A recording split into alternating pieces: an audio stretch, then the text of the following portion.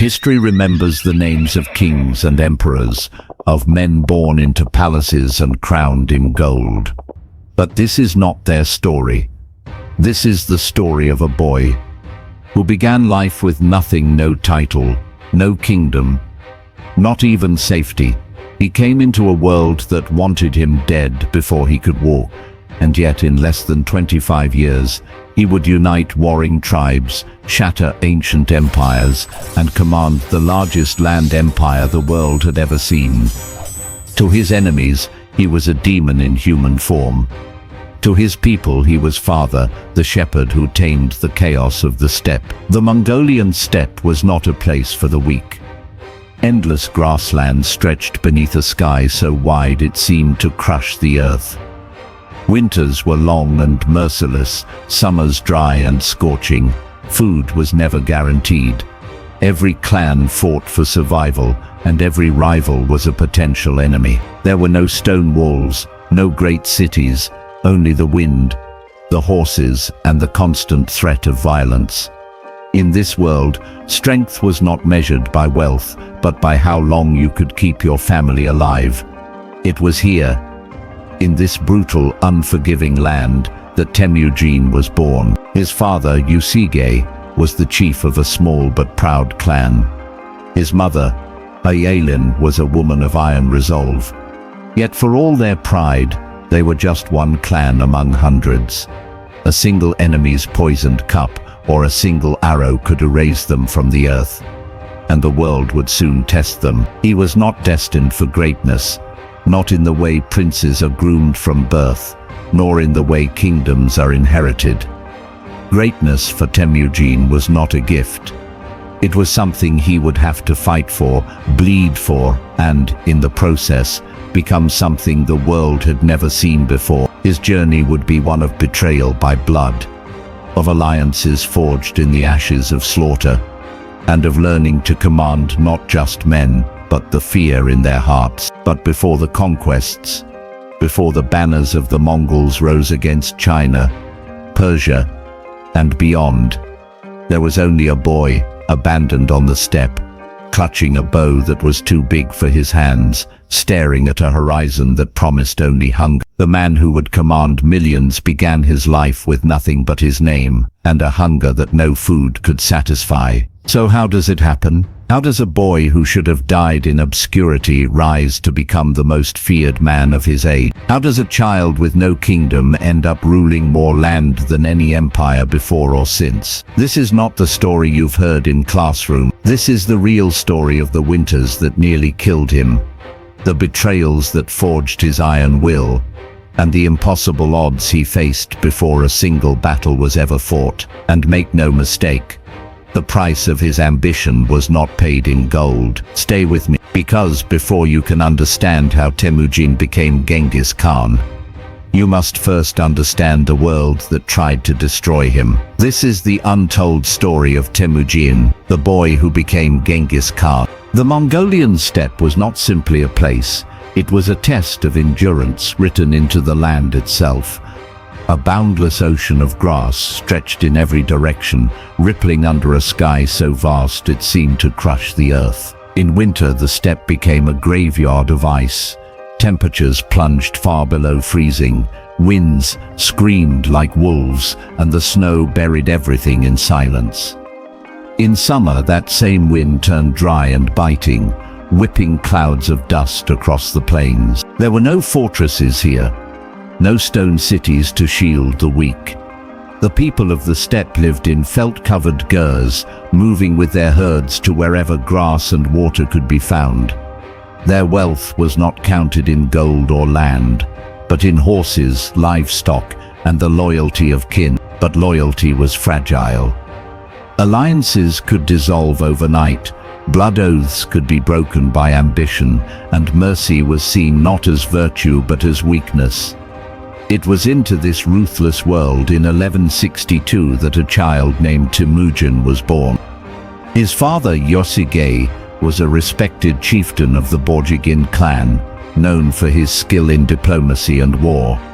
His mother, Ayalin, was fierce and unyielding. a woman whose life had already been shaped by the violence of abduction and forced marriage, common on the steppe. Temüjin was not born into luxury, but he was born into possibility. His family's standing gave him a fragile foothold in a land where survival was never guaranteed. That foothold would not last long. When Temüjin was only 9, his life took a turn so sharp it would shape every choice he made thereafter. Yosige, returning from a journey, accepted the hospitality of the Tatars, an old enemy clan. In the steppe's harsh code of honor, offering food and drink was sacred, a gesture no warrior would refuse. But honor meant little to the Tatars that day. They placed poison in his cup, sealing his fate with a smile. Yosige did not die immediately. He returned to his family, grievously ill, his strength fading. Before he could secure alliances to protect them, he was gone. His death left Temüjin, his mother, and his siblings exposed, leaderless, surrounded by rivals who smelled weakness like wolves scenting blood. Within days, the allies of the Bojigin turned their backs. Without a strong chieftain to follow, loyalty dissolved into the wind. The clan abandoned them entirely, forcing Hoelin and her children into exile. They were left with no herds, no protection, and no means of survival but what they could forage from the land. For a boy of 9, it was more than loss. It was a violent education in the reality of power. Temüjin learned in that moment that leadership was not about birthright, but about the strength to hold loyalty together. When fear made men scatter, he would never forget the taste of betrayal, nor the hunger that followed.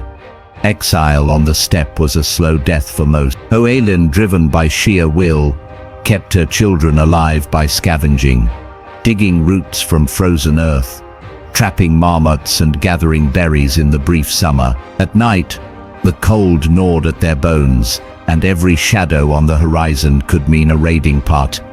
Temüjin, still a child, was forced into the role of hunter, defender, and provider. He crafted snares, learned to stalk prey silently, and kept a bow close at hand even while he slept. Hunger became a constant companion, shaping his body into lean muscle and sharpening his mind into a weapon. There were no days of rest, only days of endurance. It was in this crucible of desperation that Temüjin developed the qualities that would one day make him a conqueror: patience, adaptability, and the understanding that survival depended on more than strength.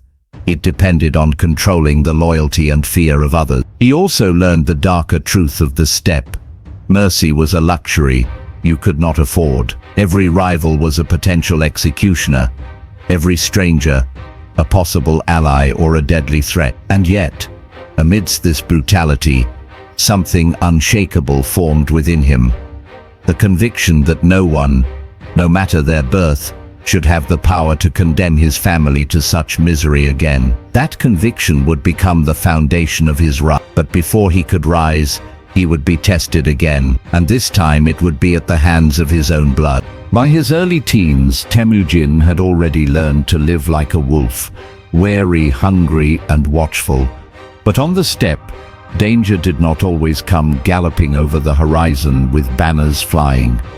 Sometimes it came quietly, hidden behind the faces of kin. Among the Bojigin's rivals were the Temüjin, a powerful clan who had once stood as allies. They saw in Temüjin not a boy struggling to survive, but a potential threat, the son of Yosige, a boy with a claim to leadership that could one day unite the Bojigin and their allies against them. To the Temüjin, it was safer to snuff out that spark before it could become a flame. The betrayal came suddenly. One day, while Temüjin was visiting distant relatives, men of the Temüjin seized him. His hands were bound, and a heavy wooden collar, the kang, was locked around his neck. This cruel device was not only meant to restrain him, but to humiliate him, turning every step into agony. For most boys, such a capture would mean the end. a life spent as a slave, or a death in obscurity. For Temüjin, it was something different. It was the moment he would first taste the bitterness of captivity and the fire of defiance that came with it. The Temüjin did not kill Temüjin. They had other plans. As a living prisoner, he was both a hostage and a symbol, a warning to any who might rally behind him. Days turned into weeks. He was paraded before the camp, the cane weighing down his shoulders, making even the simplest movements clumsy and painful. They forced him to perform menial labor, kept him under watch, and ensured he was never alone. At night, he would lie in the cold, staring at the stars through the wooden frame around his neck, thinking of his mother and siblings, wondering if they were still alive. He memorized the guards' routines, the layout of the camp, the habits of the dogs that prowled its edges. The steppe had taught him many lessons, but here another truth became clear. Survival was not enough. To be free, one had to take freedom, even if it meant risking everything. He began to wait, not for mercy, but for the one mistake his captors would inevitably make. That mistake came one moonless night. Temüjin had been assigned to a lesser guarded section of the camp, under the watch of a single young herder who underestimated him. The camp slept, fires burned low, and the wind howled across the grasslands. The boy guard turned his attention to the herds, leaving Temüjin momentarily unobserved. Moving slowly, silently, Temüjin edged toward the river that ran near the camp. The Kang made every step heavy, every movement loud in his own ears, but the wind covered his noise. Reaching the riverbank, he lowered himself into the freezing water, letting the current carry him out of sight. The wooden collar pulled at him, threatening to drag him under, but he forced himself onward, teeth chattering, muscles burning. By dawn, he had crawled ashore miles away. Somewhere out there, the Temüjin would soon realize he was gone, and the steppe would once again become a hunting ground. But Temüjin was no longer just a boy running for his life. He was a fugitive with a debt to settle, and every mile he put between himself and his captors brought him closer to the man. When Temüjin returned from exile and captivity, he came back to a steppe, still drowning in blood feuds. Tribes fought not for survival alone, but for revenge, pride, and the fragile illusion of honor. For centuries, Mongol leadership had been decided by bloodline, noble families claiming the right to rule simply because of their birth. But Temüjin had seen the weakness of that system. He had watched nobles abandon his family when it suited them, had witnessed betrayal from men whose titles carried more weight than their loyalty. He swore that if he were ever to lead, his followers would not be chosen by ancestry, but by their skill, courage, and unwavering commitment. And so, he began reshaping the very foundation of Mongol society. A common herdsman who could ride hard and fight fiercely was more valuable to Temüjin than a noble born into privilege, but unwilling to bleed for the clan. Word spread across the steppe. Temüjin rewarded loyalty, not lineage. Men who had been overlooked for generations now saw in him a leader worth following, one who would give them honor through action, not empty titles. It was a dangerous shift in the balance of power, one that angered the old guard. But Temüjin was not afraid to challenge centuries of tradition. His enemies whispered that he was dismantling the order of the steppe. His followers knew he was building something greater. With loyalty secured, Temüjin turned to organization. The Mongols had always been fierce warriors, lightning-fast horsemen, masters of the bow, born in the saddle, but they had never been truly disciplined. Temüjin changed that. He divided his forces into units of tens, arban, hundreds, zun, and thousands mingan, each with a leader chosen for skill and trustworthiness rather than family ties. These units answered directly to him, creating an unbreakable chain of command. Discipline was strict, cowardice in battle was punishable by death, as was the theft of property from fellow warriors. At the same time, he instilled a code of fairness. Loot from victories was divided according to contribution, not rank. This structure transformed the Mongols from scattered warbands into a single coordinated force capable of striking with terrifying precision. When Temüjin moved his army, it was like the shifting of a storm across the steppe, swift, overwhelming, and impossible to predict. To those who opposed him, it became clear the Mongols were no longer just raiders. They were an army forged by a leader who understood that chaos could be turned into a weapon.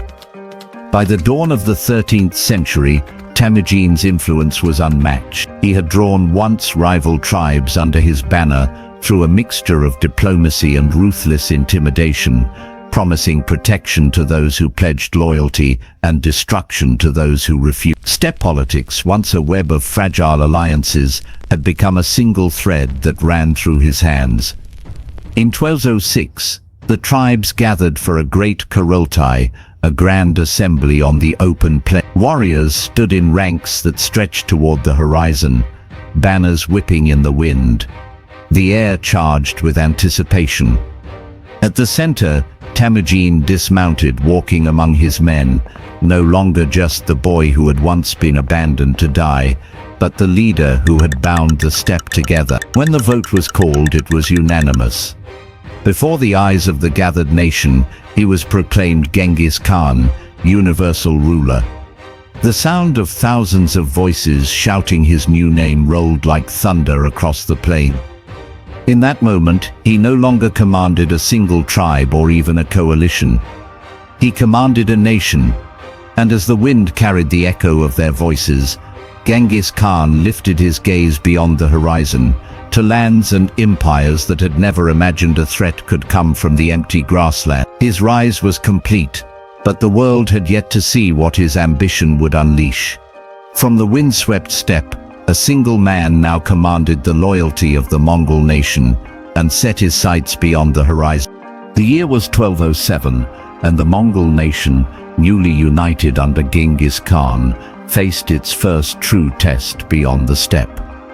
His gaze fell southward, toward the kingdom of Xisha, a wealthy state that commanded crucial trade routes along the edge of the Gobi Desert. To the Mongols, the lands of Xisha seemed like another world. Fortified cities, high walls, and armies trained in siege defense. The old steppe raiders might have been content to plunder the borderlands and retreat, but Genghis Khan did not think like the old chieftains. He saw Xisha not as a place to raid, but as a stepping stone to far greater conquests. His strategy began with intimidation. He unleashed his cavalry in sweeping raids, burning villages and cutting supply lines, forcing Xisha's rulers to the negotiating table. But when their tribute fell short of his demands, he struck again, harder, faster. The Mongol cavalry swept through the deserts with impossible speed, bypassing fortresses, striking deep into the heart of the kingdom. Xisha's defenses crumbled under the relentless pressure, and its rulers bent the knee, offering troops and resources. This victory did more than expand Mongol territory.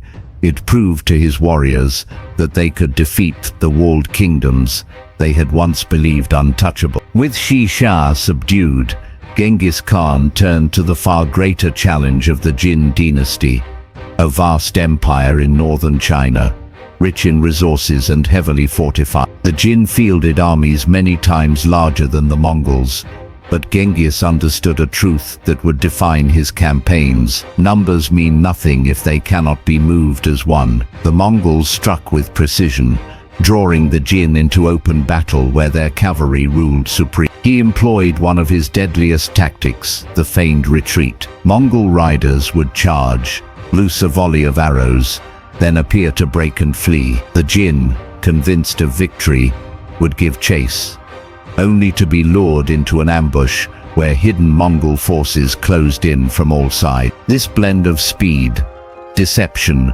and discipline shattered Jin armies again and again. When direct assault proved impossible, Genghis adapted, absorbing Chinese siege techniques and engineers into his army. Soon the Mongols were hurling stones, fire, and terror over city walls with machines they had never possessed before. The Jin, who had once scoffed at the barbarians of the steppe, now faced an enemy who could outfight them in the field and outthink them at the wall. In 1215, the Mongol campaign reached its defining moment, the siege of Zhongdu, the Jin capital, modern-day Beijing. For the Mongols, this was more than a battle.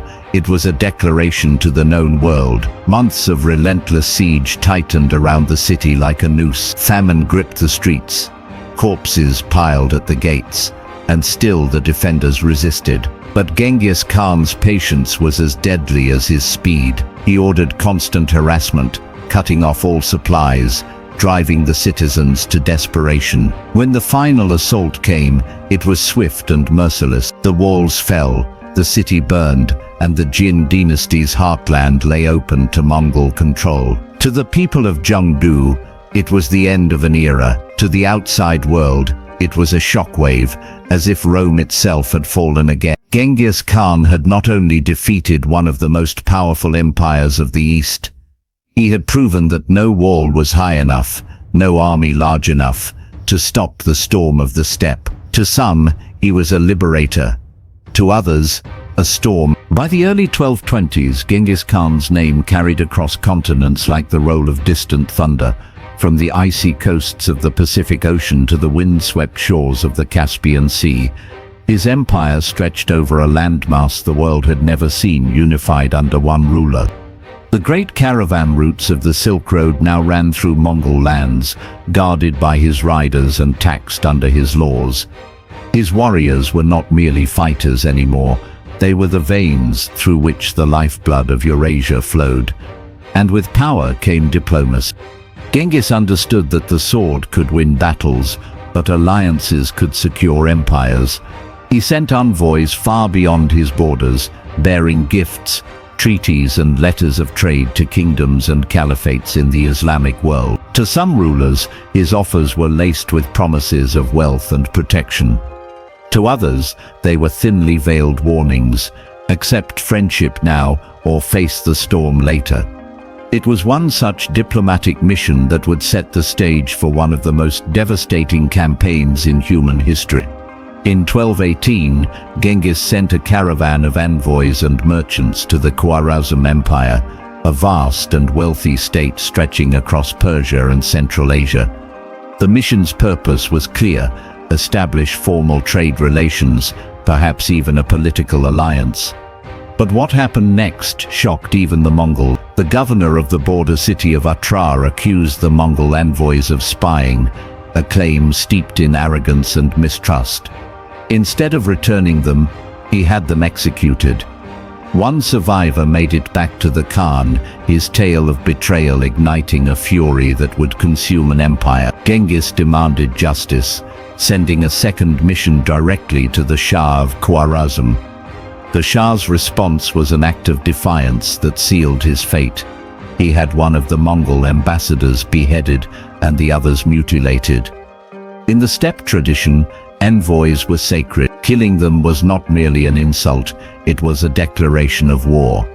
The world did not yet understand what it meant to provoke the Mongol Empire at its peak. Genghis Khan began to gather his forces, not just tens of thousands, but an army forged in the fires of countless campaigns, hardened by victory, and led by generals who could think and strike as swiftly as their masters. Scouts rode ahead, mapping every river, mountain and desert between Mongolia and the heart of Khwarezm. Siege engineers prepared weapons capable of breaking any city, no matter how proud its walls. The Mongols would come not as raiders, but as an unstoppable tide, and when that tide reached its peak, it would wash away entire civilizations. But in this moment, standing atop the heights of his power, Genghis Khan had become something more than a man. He was a living myth, his name whispered in markets, courts and military councils from Baghdad to Venice. And as history would soon prove, legends rarely. Centuries have passed since Genghis Khan's death, yet his presence still lingers, not just in history books, but in the invisible architecture of our modern world. To some, he was the ultimate military genius, a man who understood not only the art of war, but the deeper game of power, loyalty, fear, and vision.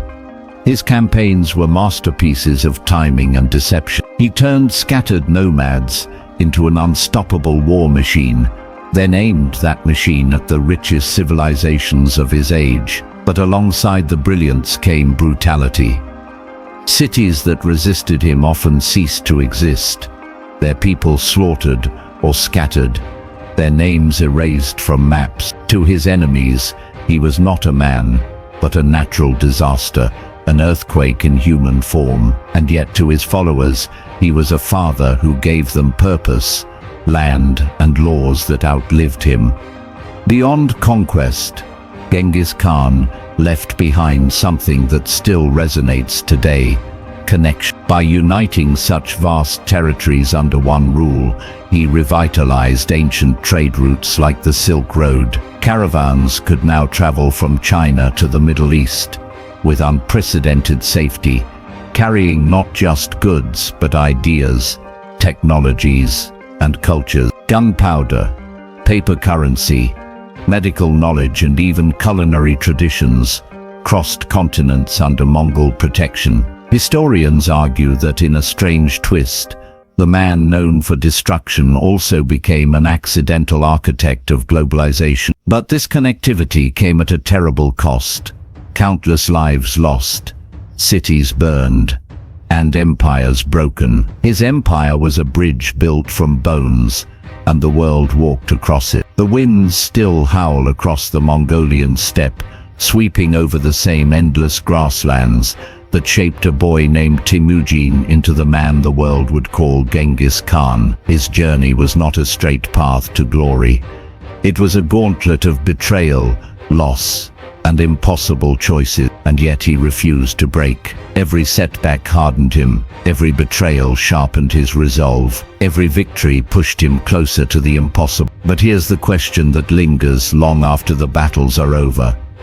If you were born into his world, a land where winters could kill the weak, where enemies struck without warning, where loyalty was earned in blood, would you have had the will to rise as he did? Or would history have buried your name in the dust, forgotten before it was even spoken? Genghis Khan's story is not simply about power. It's about ambition without limits, leadership without compromise, and the price of bending the world to your will. Some see him as a visionary leader, a man who united his people, brought order to chaos, and connected civilizations. Others see only the ruthless conqueror, a destroyer who left trails of ash and grief behind him. The truth? It's yours to decide. Because history is not just a record of what happened, it's a mirror that reflects who we are and what we choose to believe about those who came before us. If this journey through the rise of Genghis Khan has made you see history in a different light,